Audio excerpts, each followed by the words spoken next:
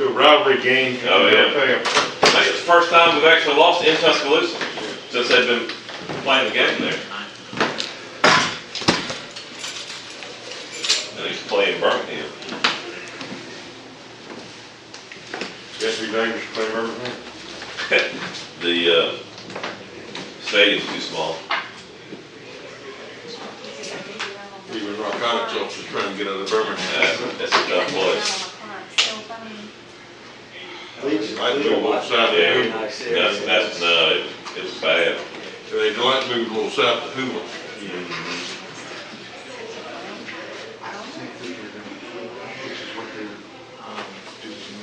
Yes, he is next when we are live.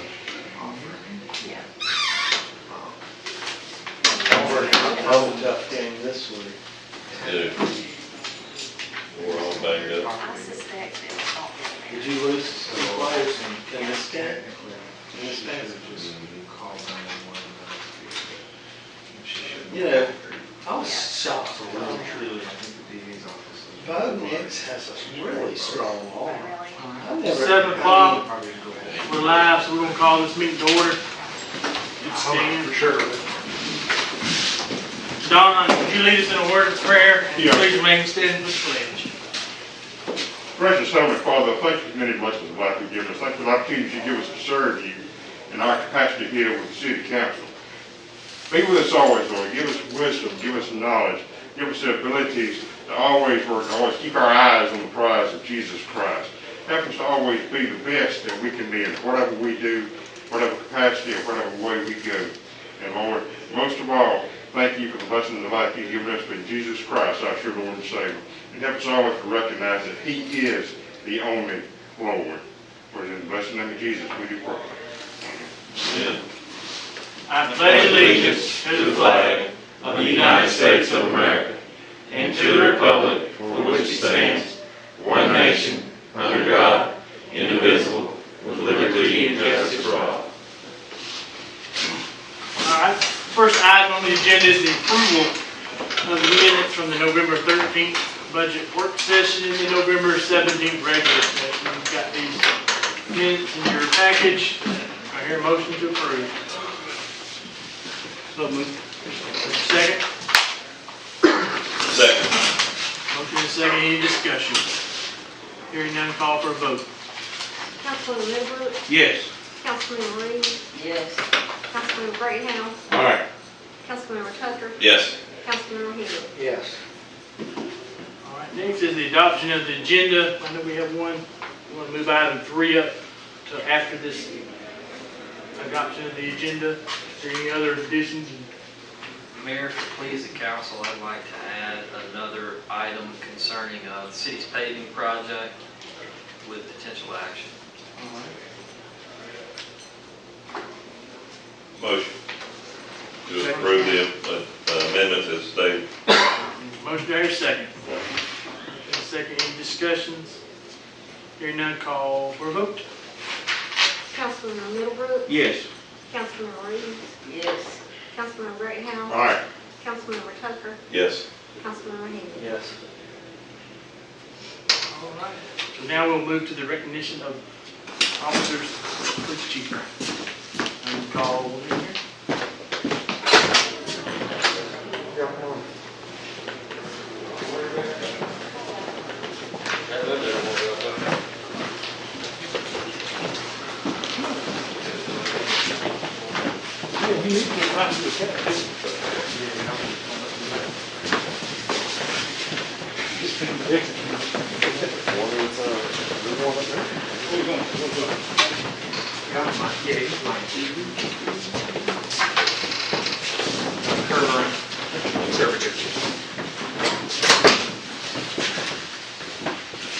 I've asked all these officers to come tonight. I just wanted to take a minute to recognize a few things. As many of you know, November was a very rough month, and we had 3 major incidents, back to back to back, 3 stabbings that occurred. Well, one of those stabbings resulted in a homicide. Unfortunately, the victim succumbed to his injuries actually pretty quickly. Basically, we had, the night of that incident, all the offenders had fled the scene. There was no witnesses on the scene other than one person that was inside that didn't actually see what occurred. By all rights, we had a classic whodunit homicide, is what we had. So due to the efforts of all the people that you see in the room tonight, plus one more that's not here, which is Sergeant George Little, he couldn't make it tonight. I think that's everyone. Sanchez. She'll Oh, be and here Officer shortly. Sanchez, she couldn't make it either. No, she's coming. She just about to pull up. Oh, is she? Okay. I wrote this letter of commendation. I wanted to recognize these officers and give each one of them a letter of commendation to place in their file and recognize their efforts. So let me read this to you. This letter is to acknowledge your selfless efforts, teamwork, and professionalism exhibited on the night of November 2nd, 2020. You all are a shining example of the mission of the Thomaston Police Department: serve and protect its citizens with professionalism and respect. On the aforementioned date, all the personnel named above responded, which are the people here, in the middle of the night to work and or assist in a stabbing incident that resulted in a homicide at 102 Crawley Street in Thomaston, Georgia. From the initial onset of the investigation, all suspects were unknown and had fled the scene. By all rights, a classic whodunit. Due to the collaborative efforts and commitment of all the personnel involved, we were able to successfully locate, preserve, and gather evidence, conduct canvasses, locate witnesses, obtain warrants, and identify and locate and detain suspects. All of these actions led to the arrest of three offenders within several hours of the incident. This would not have been possible without everyone working together as a team and committed to solving this case. I'm very grateful and proud of the work and dedication exhibited on November 2nd, 2020. It's an excellent example of what professionalism and teamwork can achieve. Thank you all for your hard work and dedication to the case and to the careers that you have chosen. Your actions that night reflect positively on yourselves, the department, and the city of Thomaston. Thank you so much, Chief Richardson. I want to present each one of you with a letter, and these will be placed in your files, personnel files. And I'd shake all your hands, but just forgo that.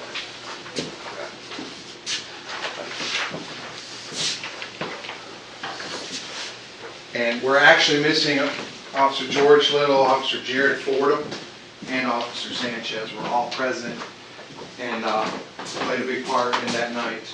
They couldn't be here right now. But anyways, I just want to take a moment to recognize them for what they did. We solved a murder, got 3 people in custody due to that. And there's nothing more as a police department, and I know Captain Snipes can attest this and some of the others, there's nothing worse than having an unsolved homicide. And that's something that plagues you and you deal with. And I know we have one that I know Monica still works on to this day, follows up leads when we get it. So we went from we didn't know who we had, what we had, to having people in custody that night. And it's all because of the efforts of everyone standing. You should be very proud of your police department. Well done. Thank you. Thank you for all your hard work, and we appreciate everything you do. And here's Officer Sanchez. And I will add that Officer Sanchez used to be a crime scene investigator for Fayette County, and she was a great assistance on all 3 of those cases in processing evidence and helping us collect evidence on those things. You missed my speech. And that's all I have. Nice, Chief. Thank y'all. Thank you very much. Well done.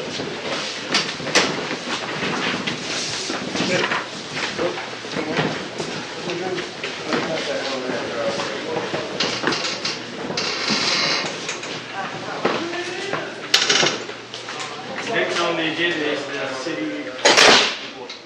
Got nothing to report. City clerk's report. Anything from the city engineer? Not at this time, Mayor. City manager's report. First item for council's consideration is the approval of an amendment to the occupation tax ordinance as discussed as part of our budgetary process. The 2021 budget is predicated on certain new revenues, part of which are the 2 considerations we'll hear here tonight. So you have a copy of the ordinance attached. And essentially what this does is change the tax levy for businesses that operate outside of the Downtown Development Authority. We conducted a public hearing today at 6 o'clock. We did not have any participants to call in. For those viewing during the regular meeting, interested parties who want to know whether their business is inside the DDA or outside, there's an interactive tool that we have uploaded to the city's website where you can enter your address that will direct you to it. So as presented, for those businesses that have employees outside of the DDA, and those businesses who are not specifically enumerated in other sections covered by state statutes, the new fee will be as presented on the second table, whereby employers with one employee only would pay $100 all the way up to those employers between 1,001 and above will pay $900. That is the ordinance as recommended by staff and as part of the 2021 budget that's presented. What was it before? It's on the first page. So they essentially doubled. So 50 became 100, and then 450 became 900. And the occupational tax ordinance has not changed. Gail, correct me if I'm wrong, since 1995. So 25 years.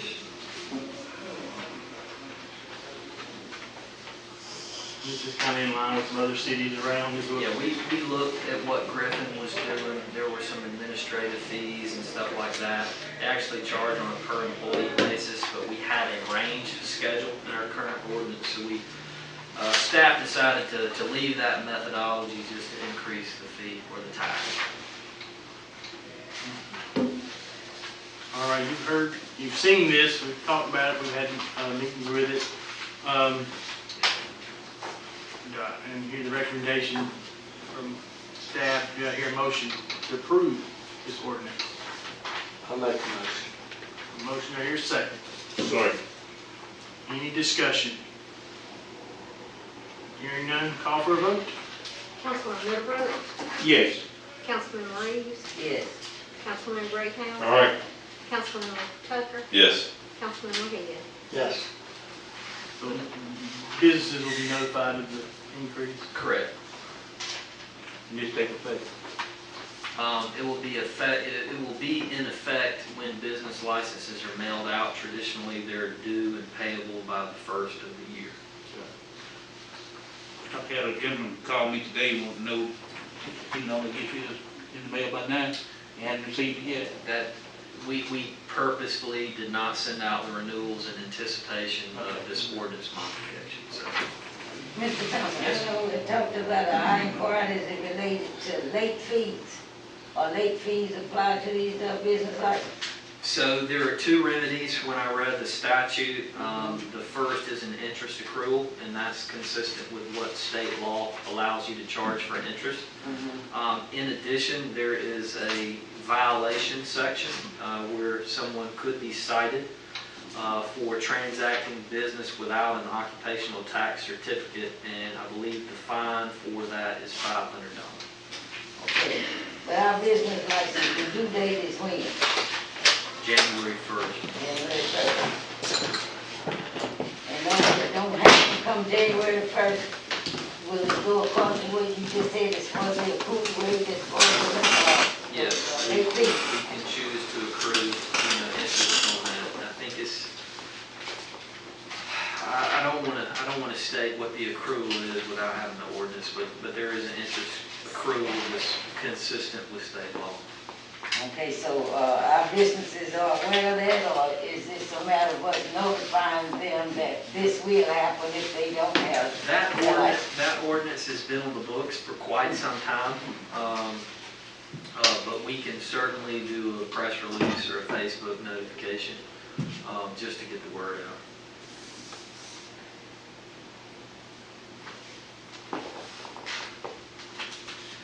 In all likelihood, we will probably reapproach City Council at the December 15th meeting and potentially modify the due date. for the renewal due to the late passing of this ordinance. In changing the protocol and the fee by spatial districts, whether DDA versus outside, the mailing of those, the rate is going to be determined by the geographical boundary, which is going to take a little bit of homework in creating those submittals for the businesses. But we'll see how it goes tomorrow and the rest of the week, and then if we need an extension, we'll bring that back to council's consideration. It's 10% for the unpaid taxes plus interest of 1.5% per month.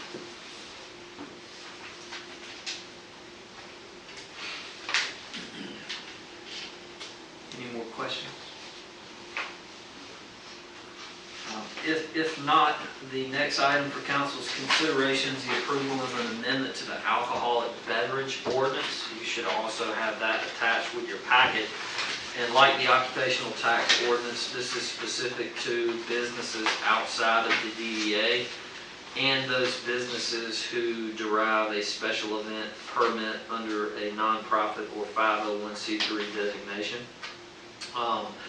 The current fees and the fees that will remain inside of the DDA or enumerated on the first page of the ordinance: $250 for malt beverage, malt pouring and package, wine package and pouring, $2,000 for retail consumption, and then the outside DDA license fees are enumerated in subsection B.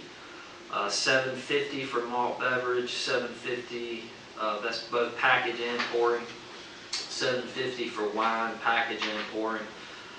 Retail consumption for distilled spirits is $2,500, and then irregardless of geography within the city, special event temporary license enumerated under 6-57D shall be $350 per event.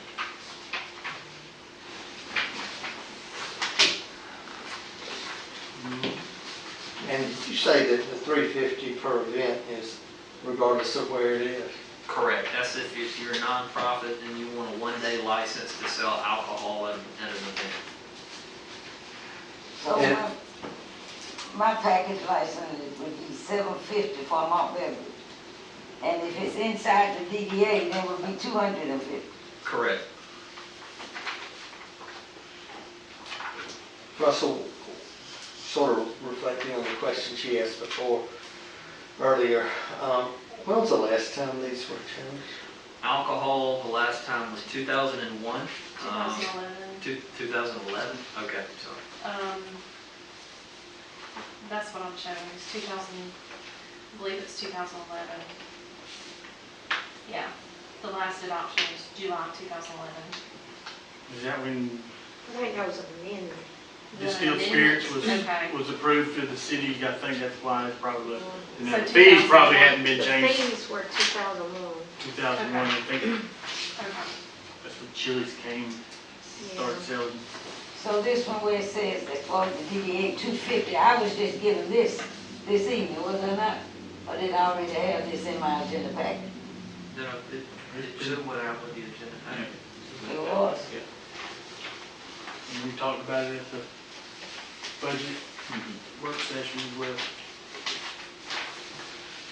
And the reason for disregard of geography on the special event permit is that you could have a business within the DDA that's pulling a permit to host an event outside of the DDA, or you could have a vendor outside of the DDA pulling a permit to host an event inside the DDA. So,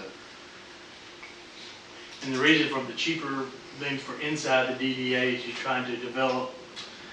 we are in the process of developing a revitalization strategy for the DDA in preparation for application for a rural zone designation through the Georgia Department of Community Affairs, which adds tax incentives and other benefits for development and job creation.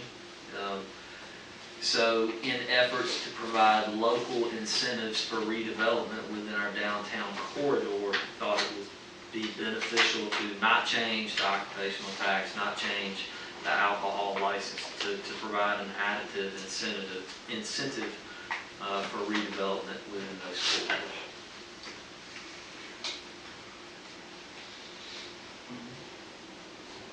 Any other questions?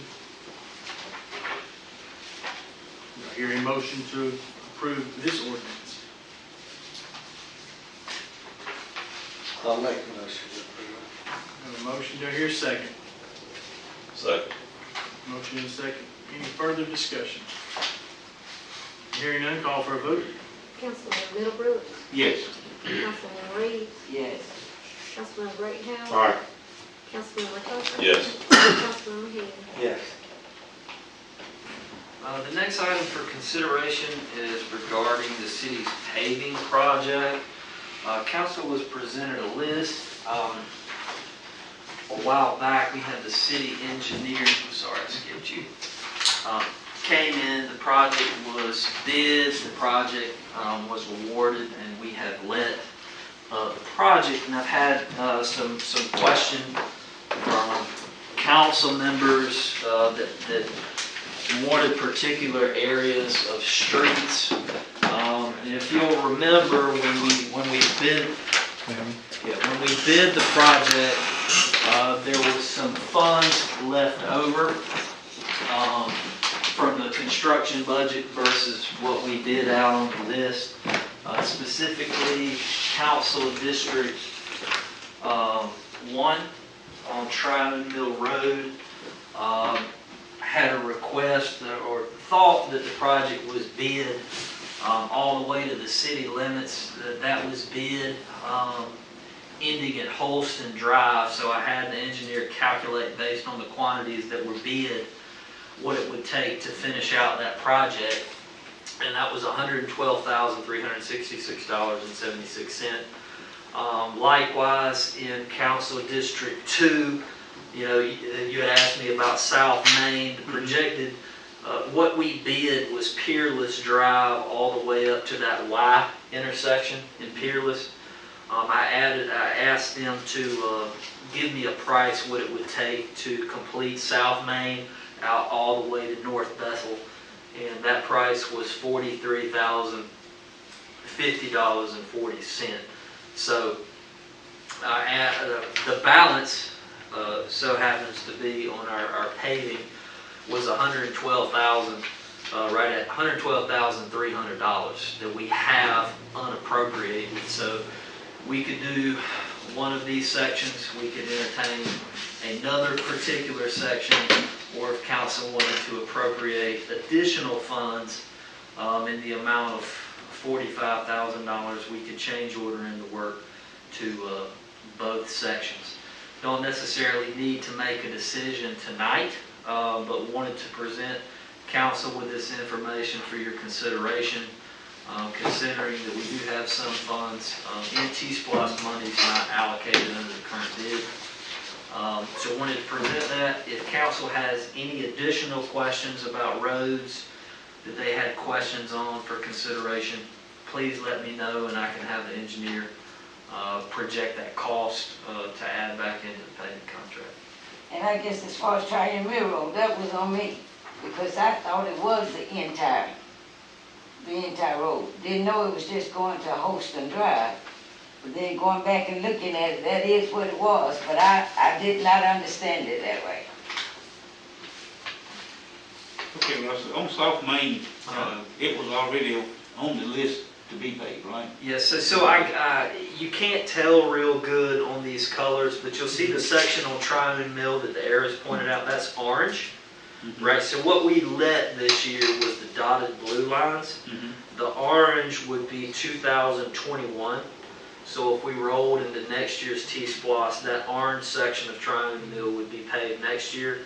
And then likewise on South Main, I actually wrote the date down. I believe it was 2023. It was on the list for that particular segment to be paid. So long story short, over the 5-year program, these sections are going to be picked up. It's just a matter of whether you want some continuity in the paving project with regards to the segment, if we want to, allocate funds to make that happen. but it will be paid, you say, next year's budget? Yep, the orange, you know, if council goes by the same list, all these orange streets on here were scheduled for 2021. So the other end of Triton Mill Road that I'm talking about, that's scheduled for 2021. Yeah, from Holston all the way to the city limits, correct. And That's following the list. they're color coordinated, and they're a little bit hard to see on this. I have a better iteration on my computer that I could share with you if you want to see the specific years. But yes, 2021. If we followed the list, like the next, with the extra money with the next ones, That section. do we know which roads would be? Would it be, Triangle Mill be the next one to get done, or would it be So 4 or 5 down there? So we had a delta, so 4th Avenue, Davis County Road, East Lee, North Bethel, South Bethel, and then Triune Mill. So I mean, it's definitely in the 2021 list. It would be like the next road, It wouldn't be the next road, but it's in the list of this year's money. right, and then you just have to look at, you know, continuity and paving, if it makes more sense to do one Right. stretch that would have been in subsequent years or not.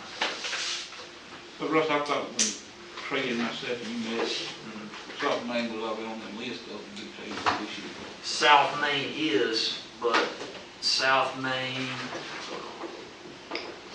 so we bid, sorry, South Main from,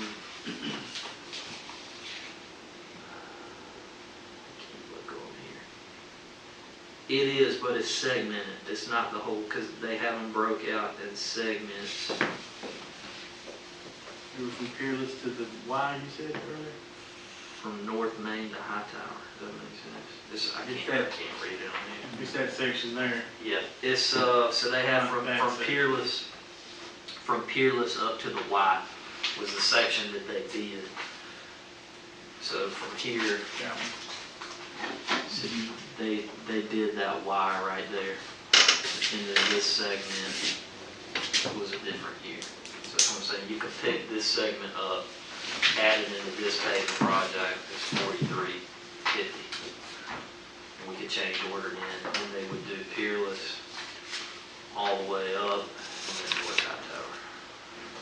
Russell, am I right that the project bid 112,000 or so less? Correct. And so if you didn't do these, where would that extra money go towards?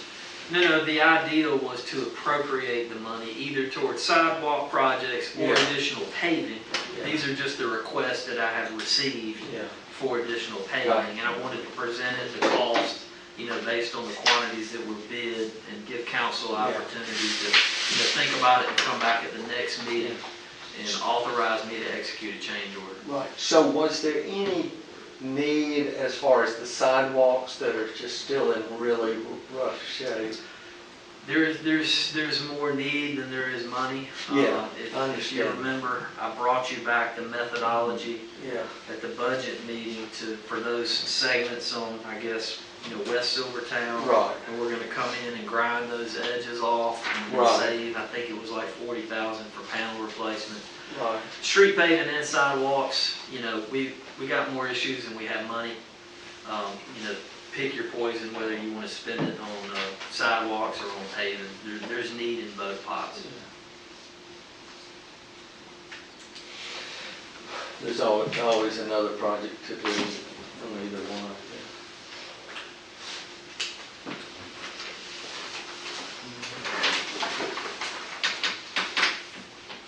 Anything? Mayor, that's all the business that I have, other than an executive session for pending potential litigation, and also, real estate. If there's not any other business, we would need a motion to go into executive session for real estate and potential litigation. Motion, do I hear a second? Second. Any discussion? Hearing none, call for a vote. Councilman Middlebrooks, Yes. Councilman Reed, Yes. Councilman Greathouse, All right, Councilman Tucker, Yes. Councilman Head. Yes.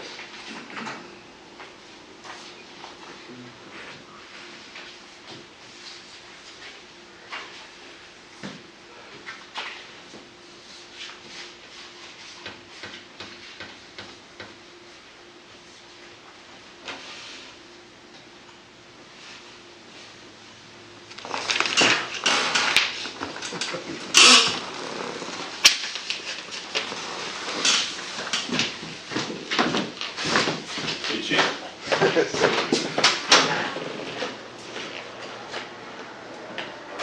when you schedule for next surgery, Freddie? Next Friday. Our prayers are with you, man. I don't cancel it. Knee surgery, knee replacement.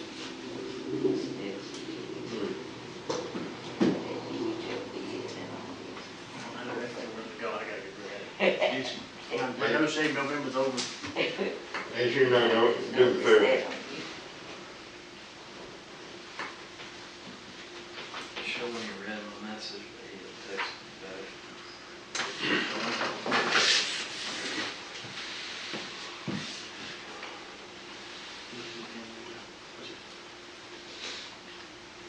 Is there a delay?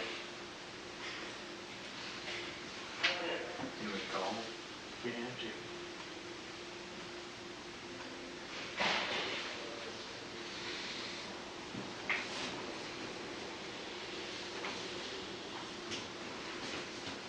Hey, you gonna kill it? No, executive session.